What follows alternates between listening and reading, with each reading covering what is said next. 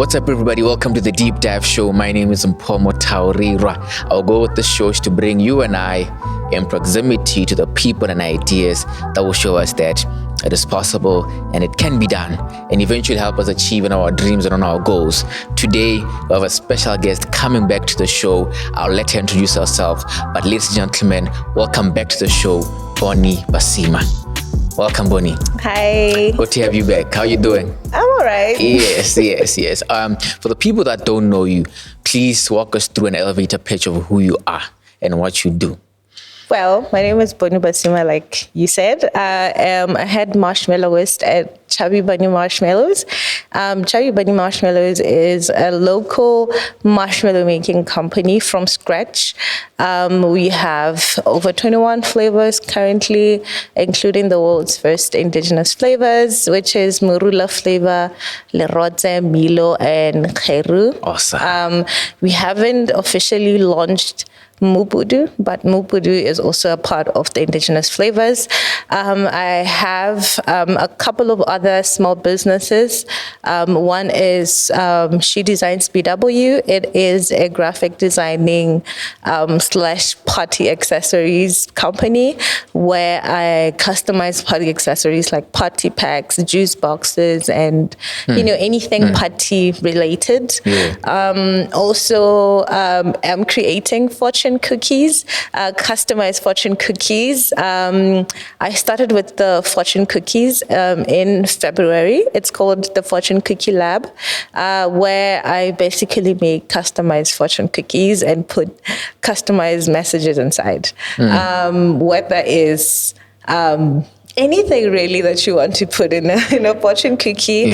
Also, social media manager in the health sector. Awesome. You do a lot. So I think what's really new about what you're doing now is the social media management and the fortune cookies, which is pretty cool. But let us know what are fortune cookies like? What are fortune cookies? Because when you say them, I can understand, but I would like you to just go deep into it. Yeah.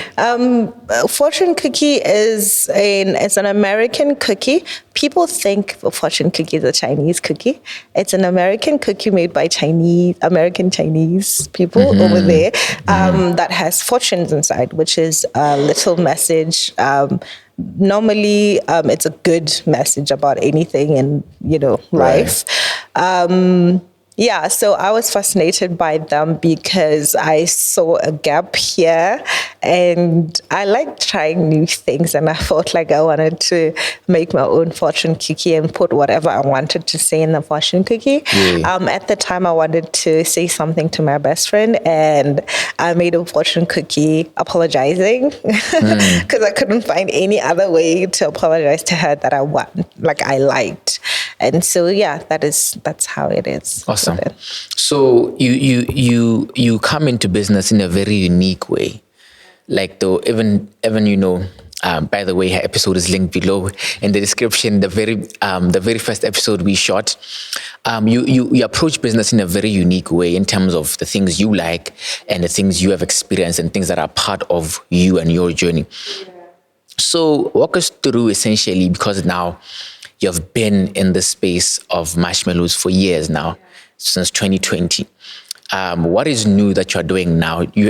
I believe you have more flavors now. Yeah. But what is where is the vision of the marshmallows going now from when you started it? Well, now I am exploring international markets. Specifically Cape Town. I was there last year for an entrepreneurship program that lasted for a month there by the Village Entrepreneurship in South Africa. So then that's when I felt like my marshmallows would fit perfectly in Cape Town market, and my priority now is taking my marshmallows there. I've started, everything, the processes of, tapping into that market, hopefully by the end of this year or beginning of next year. I will be available in Cape Town, and also exploring the markets in England with my indigenous marshmallows, and also Australia in hospitality industry there, and also here in Botswana, tapping into hospitality industry in the safaris is where it's like my new target market that I didn't think of when I was starting the marshmallows. So I'm trying to expand into that and have, in the indigenous line into hotels, into guest houses, those Awesome. kind of things there. Awesome. Yeah. I know this probably would be a hard question. You wouldn't even want to answer me, but if you had to choose one, in terms of all that you're doing, you're in the corporate space, you have the marshmallows, you have the management, the social media, you have quite a bit. If you had to choose one and just run with it for 20 years, which one would it be? The marshmallows. The marshmallows, yeah. I had a guess. I had a great guess. We're going to pause here for a break, ladies and gentlemen. We'll be back with Bonnie Basima. All right, everybody, the segment we're going to get into right now is rapid fire. And I have it written down here. Bonnie, question number 1 on rapid fire. Which app can't you live with on your phone? Instagram.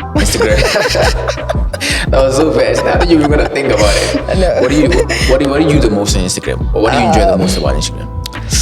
Just exploring people's profiles, and also my profile. I like my profile is my favorite profile on Instagram. And so always on the lookout for, things that go like well with my aesthetics on my profile, and quotes, and also like these fast food videos. I like watching them a lot. So, that's mostly what I watch on Instagram. Celebrity crush. That's hard. I don't have a celebrity crush. No. Like 3 million. Not that I know. 3 million. No, I don't. You don't have a celebrity crush? Like, no, at all? at all. Okay. What is your guilty pleasure? Chocolate. Yeah, it makes sense. Chocolate. I always have a chocolate anyway. It's there in my cooler box. All right. I'm actually curious to know, where do you stand on the pineapple on pizza debate? I'm for pineapple on pizza. Really? Gross. I can't even eat. I can't even touch it. The moment I see pineapple, I'm like, I'm cool. I'm for I'm cool it. with I'll defend it with my soul. To the letter. All right. So, what is your favorite age thus far? My favorite? Your favorite age, like in your whole life, from 0 to how old you are today. What was your favorite age? My current age. Your current age. Awesome. What about it is making it your favorite? Realizing why things happen the way they happen, and letting go of the things that I couldn't control. It's like I like this age because it's like my aha moment, but in like my age. Okay, for the people at home, how old are you? so they know. Well, I'm 27. Awesome. And it's your aha moment. It's your age where you're really realizing a lot of things. And so you're seeing that you can really handle this life thing, yeah? Not really. You can't handle life. I mean, I know a couple of people who are over 50 and they can't handle their lives. For sure. Yeah. All right. So the last question on rapid fire is, when you have good news and bad news, who's the first person that you call? My mom. Your mom? Yeah. For both? For both. Awesome. Let me see. And Pixie too. And who? And Pixie. Oh, Pixie. Pixie is my best friend. Oh, okay. Yeah. Okay. Awesome. Shout out to them. All right, welcome back, everybody. We are here with Bonnie Basima. Bonnie, you run so much. Now, I want us to come to this now. In terms of because I think like there's Bonnie, the creator, and then there's Bonnie, the businesswoman, right? Talk to me about those two personalities that you have? Because I feel like there has to be a balance, or a healthy balance between those two, to allow you to be able to continue functioning well. How do you make that?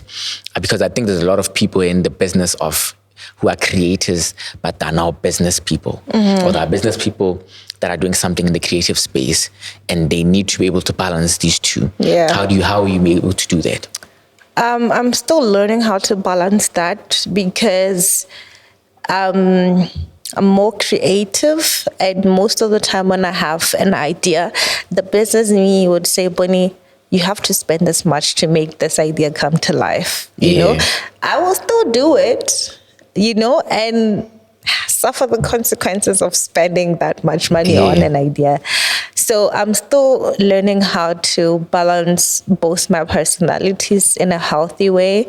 But so far, the business bunny is not the happiest, because she's losing money on ideas. Yeah. So, yeah. All right. So what part of you do you think is playing the biggest role into making you into making the success you're having in business?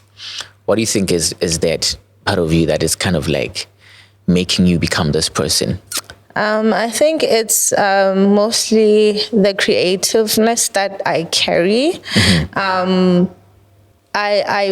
bank too much on my creativity, and I think that's like the force driving me.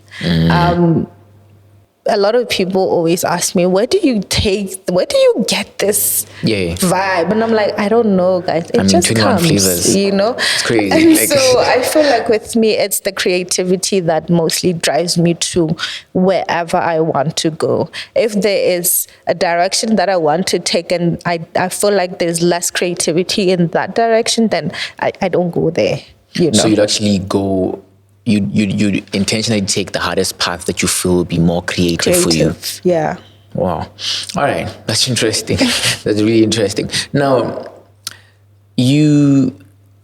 last time we shot, you were talking about you having, a podcast, Startup Sisters. I wanted to ask you about that and how it's doing, and just let us know a bit about that. Well, podcast with Startup Sisters, unfortunately, it never lifted, because one thing that I've discovered myself is I want to implement every idea I have in my mind, and sometimes it's not the case, but with it, I discovered that I like creating content. It made me realize that I like creating content. And so that is why I kind of went into social media. It's because of Startup Sisters. It never lifted off, but it's still there. I still like the idea of it. It still is really relevant to me, but at the moment it's still on the ground. But it's the one that helped you pivot into what you're doing today. Yeah. Talk to us about that. How do you get into that space and landing your first client? How were you able to do that? It was interesting because it's a clinic, and I've never actually thought of getting into that space. For me, I always felt like more into IT, tech, that was more of my space than clinics and hospitals. And so I found a niche in the market that I felt like I could use my creativity to fill it. Also being a huge fan of social media and been learning social media for a couple of years now, I felt like, okay, let me approach this clinic with these tangible solutions and see where it goes. Yeah. Awesome. And you run the social media. And, that's how it... Beautiful. Now, as a business woman or as an entrepreneur, what are your struggles right now? What are you challenged with? What are you faced with at this point in time? Having time for myself, like doing things not like for myself, but like having me time. I don't have a lot of that time that I use when it was just the marshmallows. Now it's literally me being like I'm glued on my laptop on a monitor from 7 to 1 a.m., also at the same time have the marshmallows to make. 7 to 1 a.m. Well, on a normal day, yes. Also have, my new job, so it's like I have a lot that I'm doing, but at the same time, I don't feel like I want to let go of any of those little jobs that I'm doing. And so, yeah, it's hard for me to have me time, but it's not like I'm complaining. It's not the healthiest thing, but I enjoy the little hours that I have for myself. Yeah. All right. And as in a business setup, what is the lessons you've learned from the last time we spoke about? Because last time, just for the audience, you told me, because I'm only saying that I get one thing from every speaker. We were talking about this just off camera. Yeah. There's every speaker I learn one thing from, and I learned from you that you gotta make money every day. Doesn't matter how much money you make. Yeah. You gotta make money every day. And that's powerful. Yeah. That's powerful because it keeps you in that mindset of, even if you had a big day, but it's just tomorrow is going to be a different day. Yeah, like yesterday's win is not today's win, or yesterday's loss is not today's loss. So for now, what is the one of the biggest lessons that you have gotten thus far? Work smart, not hard. What does that mean? Because I'm a hard worker. I'm a hard worker, but I've learned how to work smart. It's one thing to be always working, but you can work and still not earn anything valuable at the end of the day. So now I've learned how to actually use all my skills to get things done in a smart way, not like I don't have to overwork myself to get a peanut. I don't know if that makes sense, but I've learned how to work smart, not hard. Yeah. All right. I think I understand. I don't know if they do. We're going to pause here for a break. We'll be back with Bonnie Basima.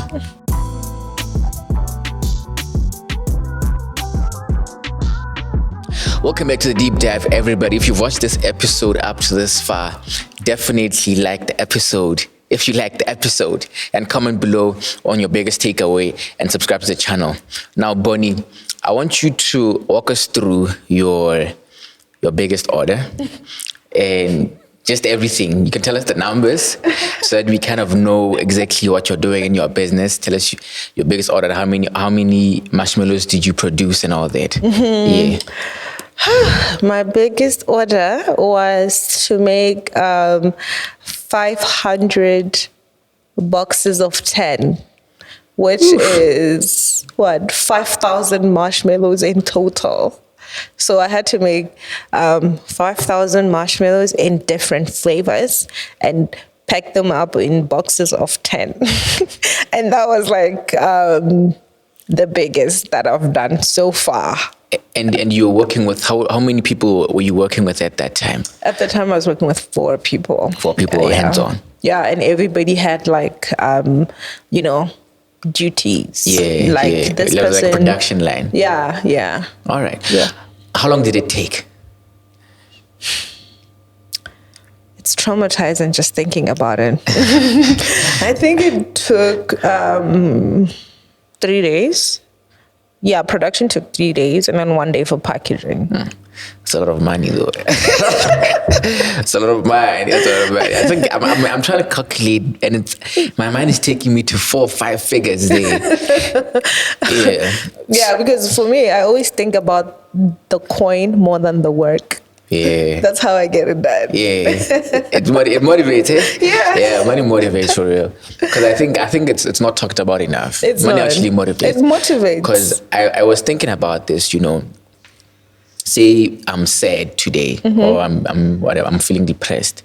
I think a million would really solve a lot of people's problems. Like it would really solve like even your emotional problems. Exactly. Like although they say money can't buy happiness, but I think just a million, just par. I'll be good. You'll tell me. I'll be so good. You'll tell me. Yeah. But let me know about your craziest order. Like the craziest order you have gotten by a client. My craziest order by a client. I've had a couple, but this one takes the cup. This client wanted me to make poop-shaped marshmallows for her boyfriend because they were breaking up. So she wanted me to she wanted me to make like poop-shaped marshmallows, which is just like a nice swirl of like the poop emoji. How it looks without the eyes. So she wanted me to like make That's the those. most creative breakup story I've ever heard. And it was also the most delicious. Not the most nicest looking, but But the most delicious. Yeah, So who ate it? The boyfriend? I don't know if he ended up eating them, but I know that it was his. But why would you spend money for like... I don't know. Like I'm trying to understand. Like how do you spend money for breaking up? And it's poop too. Anyway. Yeah. But that's insane. That's really insane. So, what part of your business do you enjoy the most?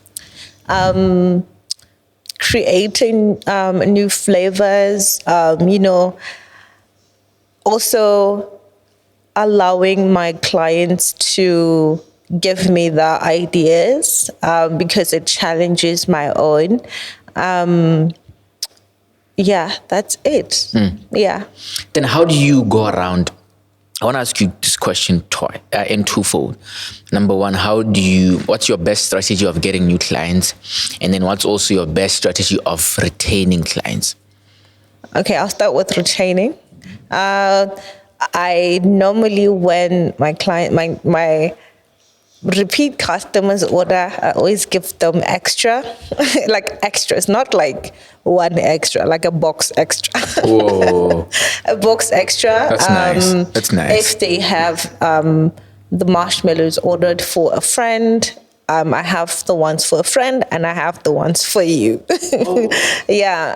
Also engaging with them. I build friendships with my customers and, try to not be like a business person when I'm engaging with them because sometimes you never know how you can help each other in the long run in this country. And so that's how I retain my customers. And how I get new customers is I try new products. I introduce new marshmallow byproducts as much as I can, depending on how much it costs, because I have a lot of products that I'm already developing that I haven't officially launched, that I feel like, they can fit into markets. And so the way I develop my product is in a way of me trying to get new clients, and also at the same time engaging with my new clients to, take pictures, tag us, let me take a picture of you and have it on my page. That. Awesome. Yeah. So in terms of you being, because I'm trying to, you do graphic design, you're also into social media, and it's tying very beautifully into what you're doing today. I asked you earlier about your employees, and you saw that it's you and your sister, right? If you were to hire someone today, how would you go about it? I don't know, because it's toxic, but I'm a perfectionist. And I think I'm getting that off of you. Like you really like things done in a certain way. Yeah, that's why it's just me and my sister, because I've taught her how to do things the way I do it. And for me to get someone else, it's going to be... I think that's a blessing and a curse, though, at the same time. It is, because I'm only one. Yeah. And my sister's only one. And your time is only like 24 hours. And my too. time is only 24 hours. Yeah. And it becomes challenging in the sense that I can't do everything at once. And I need to have a team, at least, that I train to do the things how I do it. And also, if they have special skills, let them use them to, elevate what I do. And, it's hard. And also in terms of how our economy is, I don't want to hire people so that I can pay them peanuts. Oh, yeah. Yeah. Oh, okay. Yeah, there's that aspect also that goes into it. Yeah. All right. So in terms of the confectionery or the culinary space, right? Yeah. In Botswana, you do something that's very unique and that stands out. What are some of your favorite collaborations that you have done so far? So far, it would definitely be with Malunga Craft. It was my first and still my favorite because at the time I was starting and I love that jams, and my dad is a huge fan of that jams. He adds that jam in everything, and he was like, let's add the jams in the marshmallow, and I was like, that's absolutely insane, and it turned out to taste really good. It's like you're eating the jam, but like in a marshmallow form, and it's by far my favorite so far.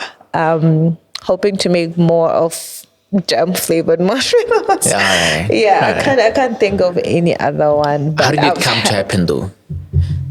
Because I think a lot of people, creatives, businesses want to collaborate, but they never get to, they don't know how to go about it. Well, my dad likes the jam, like I said, and he's the one who suggested it. And after tasting it at that time, I hit Maunga up and said, "You will never believe what I created. I created your jam, but in a marshmallow." And they're also quite shocked. That was the exact DM.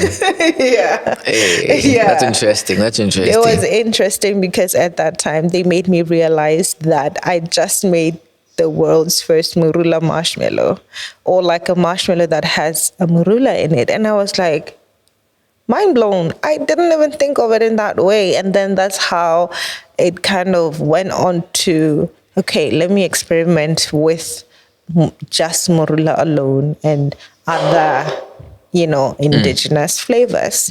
Because, like I said, they made me realize that you did something there. You're trying to collaborate with us, but like you're missing the point there. You just created something there.